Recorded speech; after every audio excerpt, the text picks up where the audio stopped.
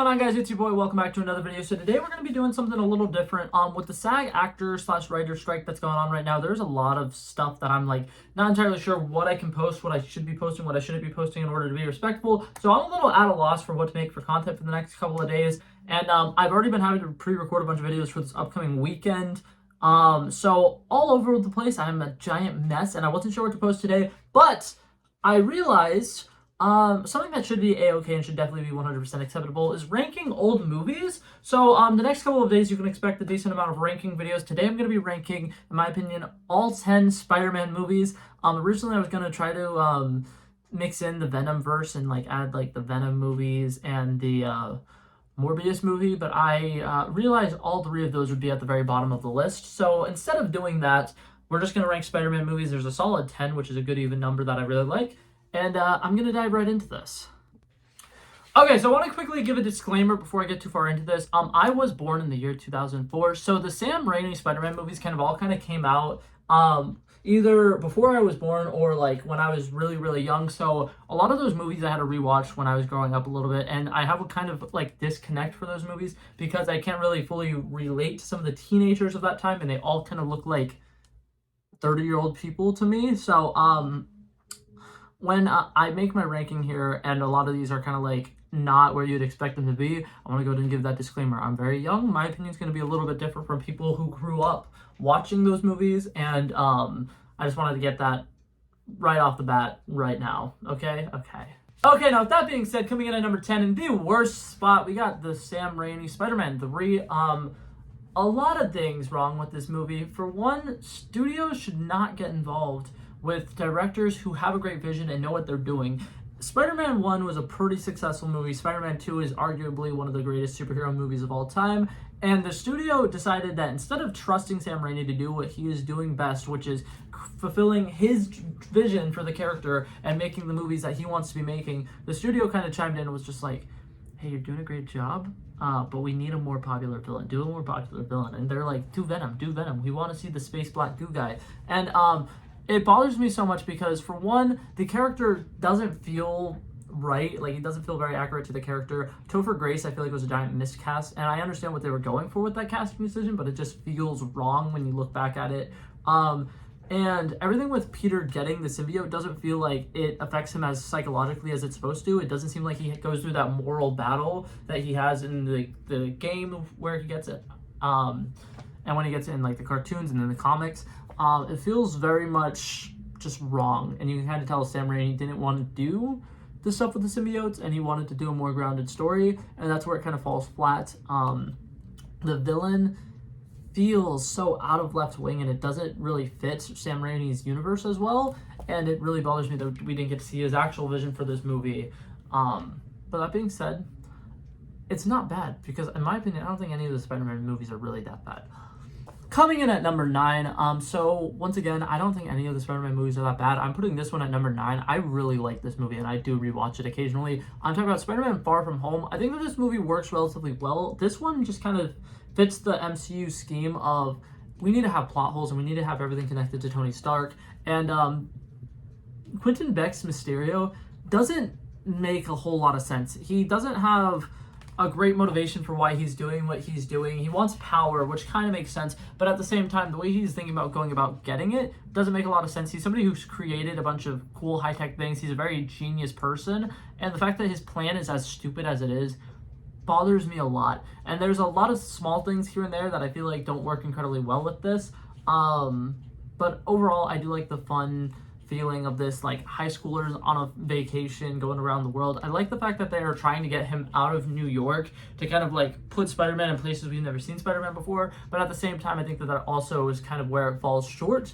And something that I still will never get about this movie is the best Spider-Man scene that we've seen in probably the entirety of the MCU was deleted. I'm gonna play that scene real quick. Alright, I'm gonna give this place 1 star.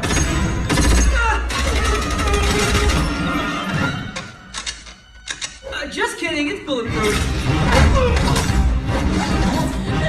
Yeah, and it just bothers me because it's like, that is such an amazing scene, and they didn't keep that in the movie, but then they kept some other parts in the movie.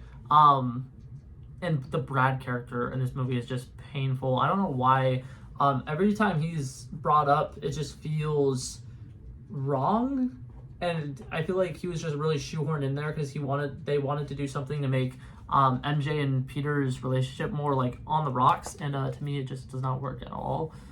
Coming in at number 8, I have the original Spider-Man movie with Tobey Maguire. This movie isn't that bad. It does a great job showing the origin story of Peter Parker, and it has a lot of fun memes in it. I'm something of a scientist myself is in this one.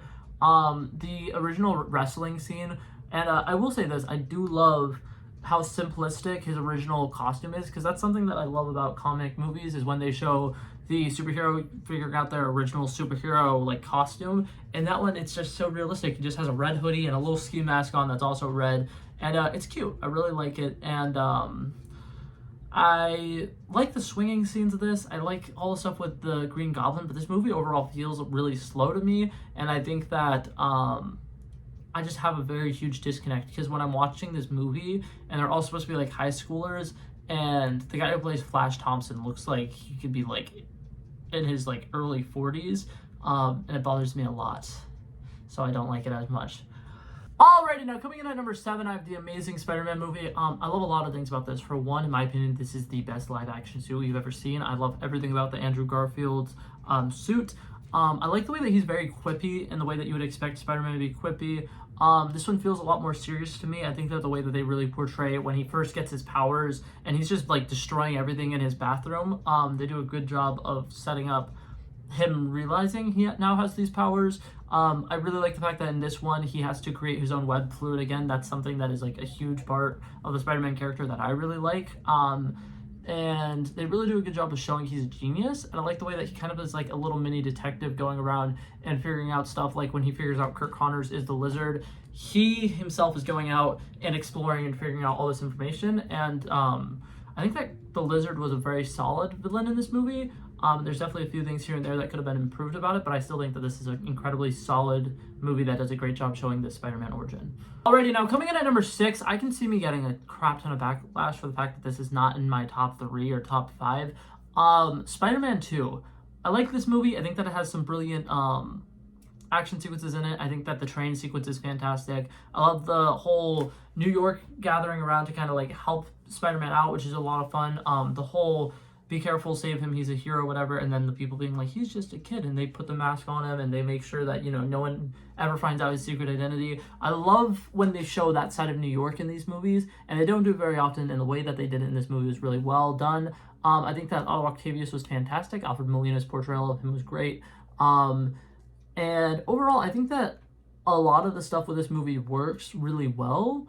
It's just not as entertaining the entire length of the movie as some of these other ones that we're about to get to are. And I think that the only issue with this movie really is its pacing. There's some scenes that are a little slower than others, and then when you get to the good stuff with him versus Dr. Octopus, it's really, really good, but there's just some subplots in here that felt not necessarily unnecessary, but not as entertaining. And I feel like a lot of the stuff with Mary Jane and Peter Parker in those first, 3 Spider-Man movies were really not great romance, and it just doesn't feel great. Even though they actually were dating at the time, their chemistry feels very off, and watching back, it just makes me a little uncomfortable whenever they have those little love sequences, because they don't feel like people who would actually be in love with each other, which is really weird, because like I said, during the time that they were recording those, at least they were actually dating.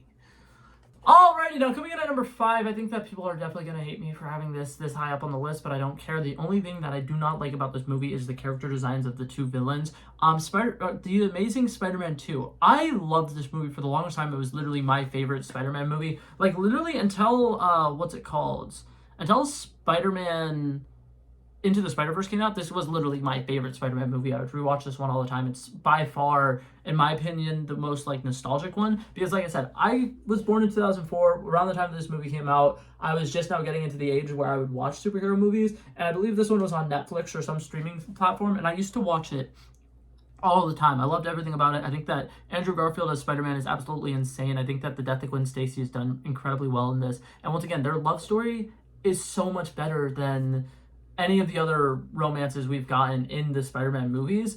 And I love the way that Electro is portrayed in this movie. I think that a lot of people really dislike him because they do a really like bad job of transitioning him from like he's just this loser to now he's absolutely murdering and killing people. But I think that they portray it really well. I think that the score for Electro is insane, and the Green Goblin, in my opinion, is pretty good. Like, the actor does a great job playing the character. The only thing about him that feels off is the fact that his face obviously looks the way that his face looks, but the fact that he kind of swoops in after the final battle or whatever and just kind of like takes over the fact that he's now the main villain all of a sudden. And I don't think that it's that bad, but I obviously can see where it'd be better. And then another thing that I didn't like about this movie is the fact that Peter Parker's parents were alive. Like, that was a little weird, and that was a subplot that felt pretty unnecessary. But like, looking back at it, I think that this movie has so much more to love than to hate. Even the like little bit of the Rhino in this, I know a lot of people like absolutely dislike that, but I like the fact that they were trying to set up the Sinister Six, and the post-credit scene or the scene at the end of the movie where they're walking through and they have all of the different suits up in the background. I still get hyped watching that, even though I know that we'll never see that version of those characters. I'm still like in awe of the fact that there was going to be a Sinister Six movie that long ago. And I think that Andrew Garfield, like I said, I still think he's the best Spider-Man actor. But now, coming in at number 4, we have Spider-Man No Way Home. I honestly am so confused about this movie, and I'm so conflicted about this movie, because on the one hand, the 3 Spider-Man are together, and they're swinging, and they're all swinging in their regular swinging style, and they can have those conversations, like when they're in the lab, that are pretty emotional and meaningful. Peter Parker gets his with great power must also come great responsibility line.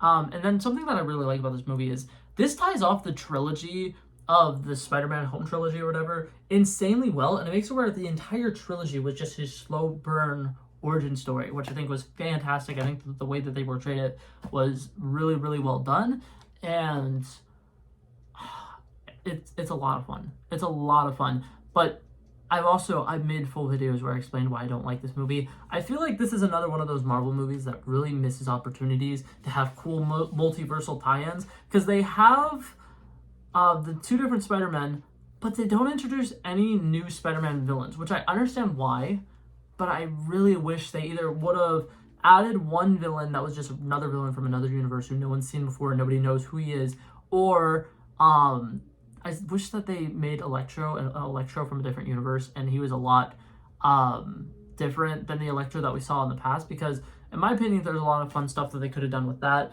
And then another thing is, I really wish that they either brought back the Green Goblin from, The Amazing Spider-Man 2, and actually, like, done him justice, because, like I said, he had potential to be really good. I think that the actor who played him did really good, but they never really came up with a good suit and a good look for him, and that's part of the reason why he didn't work as well. And then another thing is, like, they were so close to Sinister Six, they couldn't have added one other villain to make it work. I know that's very, like, nitpicky things, but there's so many plot holes in the movie if you go through and you really, like, watch it. And like I said, I've made full-length videos where I've talked about what I don't like about it, but that being said, I know a lot of people would consider this one of the best Spider-Man movies, but I still don't think it is. Alrighty, now starting off our top 3, we have the last live-action movie on this list. I have Spider-Man Homecoming. I love so many things that they do about this movie, and I think that this is a really good movie that you can find a lot of reviews and a lot of people saying things that they really, really enjoy about it. So I'm gonna actually start off talking about something that I feel like a lot of people don't bring up in this. I love the fact that they introduce us to some concepts that we don't fully get in the MCU. Like, for one, the fact that there is alien tech all throughout New York and people are doing stuff with it, and the fact that there's kind of an underground market for this alien technology, that's cool. I love that they showed us that side of the world, and they do a good job of showing New York on a more personal level. Like, the interactions that he has with Mr. Delmar in this movie are some of the best interactions. His high school life in this movie, some of the best, like, coming of age stuff that they do in a really long time. And I really love the little sequence where he needs to get somewhere and he's in the middle of like a suburban area and he can't swing, so he's having to just run through a field. Stuff like that makes this movie very quirky, very fun, and I think that Tom Holland does a brilliant job portraying Peter Parker in this movie. And this to me feels the most like actual like teen movie. I feel like the people who wrote the dialogue for this really understood how teenagers work. I love the way that they modernized MJ. Like in this movie, she is what MJ from the comics used to be. MJ from the comics was like very different. She was very what's it called? Going against the social norm and trying to be the best like feminist. And the way that they portray MJ in this movie is very much a more modern take on how that character from the comics would be if somebody who wrote her today wrote her. And I feel like a lot of people never really give it credit where credit's due. Everything that we see from MJ in this movie is pretty good, and I think that the entire supporting cast in this movie as well is pretty damn good. Very enjoyable. Michael Keaton does a brilliant job as the villain, and that entire car ride scene is so good. It's so good. I bet you're glad when your old pal Spider-Man showed up in the elevator, though. Yeah, well, I actually didn't go up. I saw it off on the ground. Very lucky that he was there that day. Good old Spider-Man. Alrighty, now I kind of already spoiled it, but number 2 and number 1 are both animated movies. Coming in at number 2, we got Spider-Man Across the Spider-Verse. I think that this might be a hot take. I know a lot of people really think that this movie outdid the first one, and I agree with that for the most part. There's very few things here and there that I would say I like the first one with it a little bit more. For one, we haven't gotten to see some of the cool things that were set up in this movie come full circle yet. Once the next movie is out, I do think that this will go up my ranking list. But something that I really like about the first one in comparison to this one is the first one, you see things come full circle, and I really like the way that they show Miles learning things and then putting them to use in this movie. And in this one, we only really get that with the use the palms, not the fingertips. And something that I do like about this movie is, one, there's an ungodly amount of Spider-Man. There's so many different animation styles, which are all beautiful. Gwen Stacy's world is fantastic. I like the fact that they made this Gwen Stacy's movie. And a lot of people complain that this movie doesn't have an ending. And I've gone over this before, and I've explained this before. This movie, if you watch it from Gwen Stacy's point of view, she's the main character of this movie. It goes full circle, right? Like, it is a full story. You just need to pay attention to the fact that this is Gwen's story. It starts off with her narration. She's drumming. She's explaining that she can never be a part of a band. She can never have friends because the one friend that she did have died, and it kind of like completely scarred her for life. She has so much emotional trauma now. She has so many issues that she's never really been able to overcome. And it wasn't until the events of the first movie that she was able to really feel comfortable in her own skin again, and she was able to have friends, and she was able to really feel herself being herself again. And I think that it's something that's very underrated is Gwen Stacy's character in this movie has phenomenal character arcs. She starts off as somebody who's like scared of being alone, scared of being in her own reality. So she goes and kind of just goes away with Miguel O'Hara and Spider-Woman immediately because she thinks that that'll be better for her. And you can see since she first gets to Miles' world that she's kind of like not really sure of what's right anymore. She's kind of like stuck on a moral battle with herself, and I think that the way that they portray it is really, really good. And throughout the movie, her going from I need to stand with the Spider Society to maybe the Spider Society is wrong and maybe I should have trusted Miles all along. And I think that her character gets brilliant character arcs in this. I think that they show Miles has way more confidence now, and that he's really good at like picking things up as they go. Like the scene where he is swinging with Gwen, and they're like having their little cute conversation. Something that I really like is how subtle it is, but Miles is like showing her all these things that he learned, but they're all things that she's doing. He's just quickly seeing, oh, how did she do that? And copying it. And I think that that's like a really cute, subtle thing. And I do think that their little romance in this was really good, and the way that they showed the betrayal was pretty good. And there was a lot of stuff to love about this movie. But since it hasn't came out on DVD or Blu-ray or whatever, the rewatchability is not something I can rank it on right now. And I have rewatched it a couple times, but I feel like once this one comes out and I can rewatch it at home a little bit more, I might be able to bump this up to number 1, but as it stands, it's going to stay at number 2. Alrighty, and like I said, coming in at number 1, we got Spider-Man Into the Spider-Verse. I think that this movie is breathtaking. I think that this is such a great breath of fresh air. I went to go watch this movie with a group of friends, and it was one of those things where it's like you wanted to hang out with your friends, you weren't really sure what to do, so you're going to go watch a random movie, and you're probably planning on just talking through the entire movie, but I literally remember me and my friends were pretty much dead silent the entirety of the movie because we're like, oh my god, what's happening? oh my god, they're doing that. Oh my god, oh my god, there's more Spider-Man. Oh my god, what is happening right now? And I just remember being on the edge of my seat the entire time I watched that movie. I saw it the day it came out, and I went back to see it in theaters 2 more times. I was immediately blown away by this movie. I think that it's everything that a Spider-Man movie should be, and I think it does a great job of showing why some superhero characters can really thrive in animation, and especially when you give a big budget movie animation.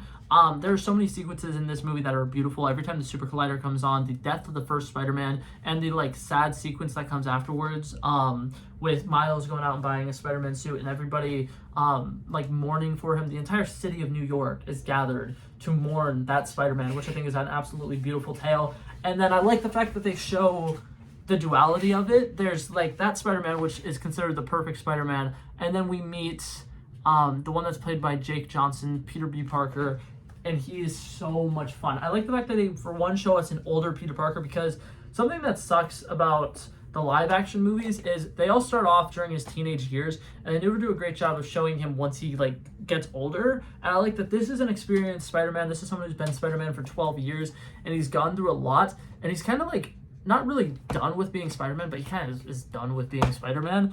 And that's a whole lot of fun. The way that they bring in Gwen Stacy is also great.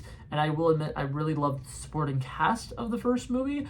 I think that Spider-Noir is a really underrated character, and he's a whole lot of fun, and I can't wait to see more of him in the next movie.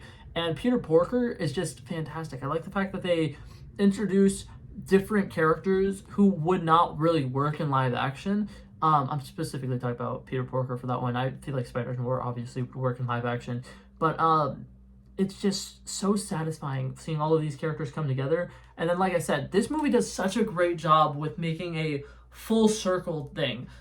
Peter Parker Miles Morales starts off not really being sure of what to do, and he really needs help from the people around him. And he's slowly over time learning things, and it does a great job showing how smart he is, because over time he does kind of learn small things here and there, and then at the end of the movie, watching him kind of tie everything he's learned together in the final act is just so satisfying. It's a brilliant payoff, and I think that the humor in this movie works really well. The death of Aaron Davis works really well, and I love it a lot. I think that's a damn good Spider-Man movie, and it's very emotional as well. I think that it's one of the most emotional ones, aside from like The Amazing Spider-Man 2 when Gwen dies, but like pretty damn emotional. It is pretty damn good. Very much love this movie. But yeah, that being said, that was it for this video, guys. Hopefully you guys enjoyed it. If you guys want to go ahead and leave your rankings down below, I would love to have discussions. If anybody who is a huge Raimiverse fan really wants to go down and like we can have a full discussion about the Sam Raimi trilogy, that would be a whole lot of fun. There's a lot of things about it that I don't fully understand, and it's not like some of the newer ones where I've seen them a bunch of times. For the most part, I've seen Spider-Man 1 like 3 times. I've seen Spider-Man 2 about 7 times, and I've seen the Spider-Man 3 maybe twice. But all the other ones I've probably seen more than 10 or 15 times. So, like I said, with that being said, I love and appreciate you guys for coming and watching. I love and appreciate you guys for watching the entire video, because you guys are the best. If you got this far, you should totally leave a like and subscribe. And I will hopefully see you guys in the next one. Peace out. Bow. Bow. Bow.